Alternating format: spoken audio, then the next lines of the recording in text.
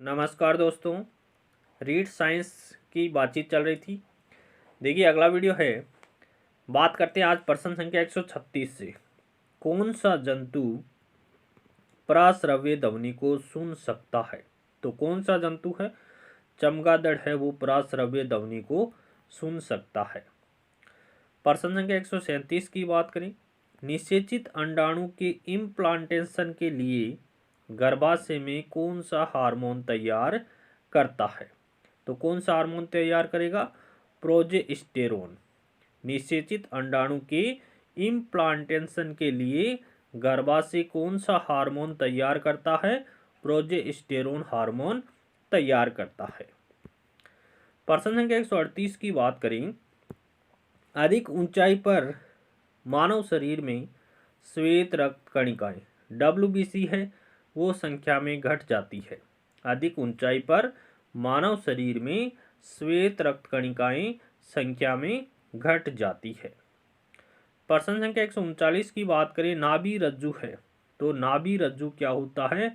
एक भ्रूणीय संयोजी ऊतक होता है। नाभि रज्जु क्या होता है? भ्रूणीय संयोजी ऊतक होता है। प्रश्न संख्या 140 की बात करते हैं।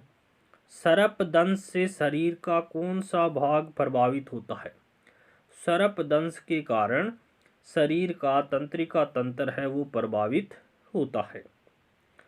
प्रश्न संख्या 141 की बात करते हैं।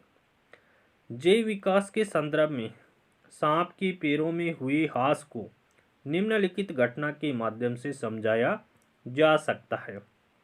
देखिए, जैव उद्विकास के संदर्भ में सांप के पैर है वो लुप्त क्यों हुए हैं? तो अंगों के प्रयोग और अनुप्रयोग के कारण लुप्त हो गए हैं। प्रश्न संख्या 142 की बात करें। जीवित जीवों में कौन सा कारक एक नवीन जीव जाति को जन्म देने हेतु उत्तरदायी है? जीवित जीवों में कौन सा कारक एक नवीन जीव जाति को जन्म देने हेतु उत्तरदायी है? तो ये है उत्परिवर्तन। क्या हो जाएगा?